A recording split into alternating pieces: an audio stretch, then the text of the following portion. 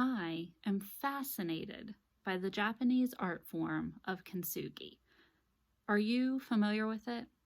It's the practice of repairing broken pottery by mending the areas of breakage with lacquer that's dusted or mixed with powdered gold, silver, or platinum.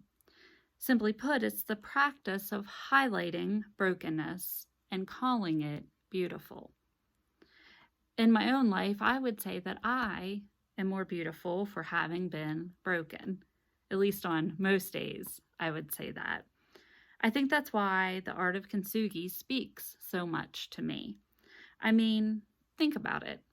How often do we handle our brokenness by highlighting the cracks, the scars, the marks that are left behind?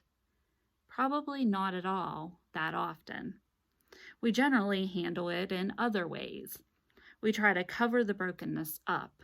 We hide it from others, afraid if they see those parts of us, they'll think that we're to be discarded, just like a broken piece of pottery should be discarded. Maybe they'll think we're not good enough, not worth anything, so we cover it up. I think sometimes we even try to cover the brokenness up from ourselves. We think if we stuff it deep enough or act like we're not affected, like we weren't broken, that we'll be okay. So we power on and we forge ahead. The problem is, whatever we're hiding it from, if it's from others or from ourselves, those cracks just don't stay hidden. Try as we might, more wear and tear, more stress, more trauma, more life stuff just keeps compounding.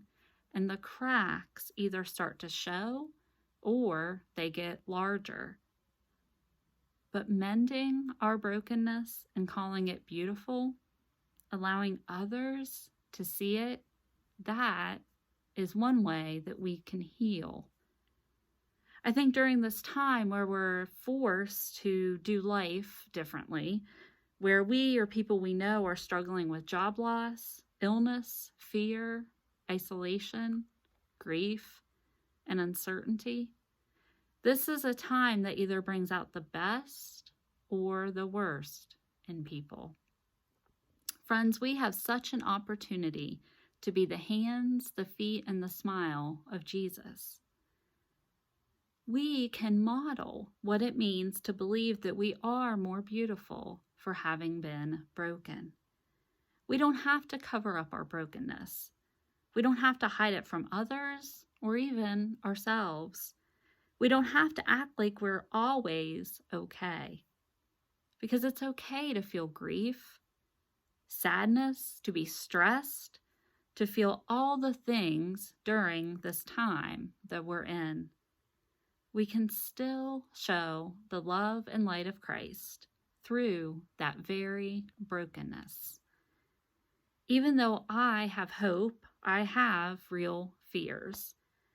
I'm starting to feel this bizarre blend of compassion fatigue, and not even from being on the front lines of what's going on around us, like those that are first responders, medical professionals, all those who are doing their jobs to keep stores clean and open, to keep factories running, to keep some things moving in life. It's not even because I'm one of those people who are doing those things. I feel it because I'm reading and hearing from my friends, my loved ones, my community, and even the world. I'm hearing the fear and the stress, the anxiety. I feel like I'm absorbing so much of it and it's wearing me down. I find myself exhausted day after day. The current situation and all that comes with it has caused me to feel triggered by a previous trauma I experienced. And frankly, it's overwhelming. Even though my brain knows I'm not in that situation anymore, my body is still reacting as if I am. So if I'm honest with you right now, I feel broken. Maybe you do too. Maybe you are trying to hold it all together, And that's okay if you're trying, but you don't always need to hold it all together. Because this is where the opportunity comes in. Instead of trying to hide it, which we know won't work well for very long, we can lean into it. We can use our brokenness to let the love and light of Jesus shine through.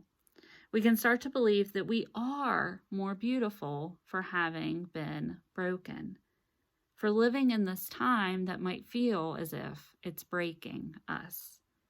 We can acknowledge the pain and suffering, but we can also allow our brokenness to help someone else during this time. Friends, I think our society as a whole has an opportunity to emerge from this situation more beautiful for having been broken. I already hear wonderful things that are happening in spite of the fear and uncertainty. So today, I would encourage you to allow yourself a little bit of extra grace and allow your neighbor some extra grace too. When you feel the urge to try to hide those cracks, your brokenness, remember that just like that piece of pottery that now shines with gold because of the cracks, you are more beautiful for having been broken. I want to leave you with this poem by Nikita Gill. It's titled, "You Are a Survivor." The bits of you that are broken, the bits of you that are damaged, do not see them that way. Instead, see them as slowly being filled with beautiful experiences and truths you have learned from the damage, the equivalent of lacquered gold. I want you to remember you are not a broken thing. Instead, you are a human full of incredible and wonderful experience, made of the same things swords and diamonds are made of.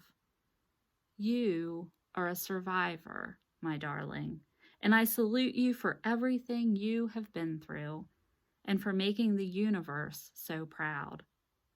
So very proud of what you have become. So friends, today, let us go and be beautiful.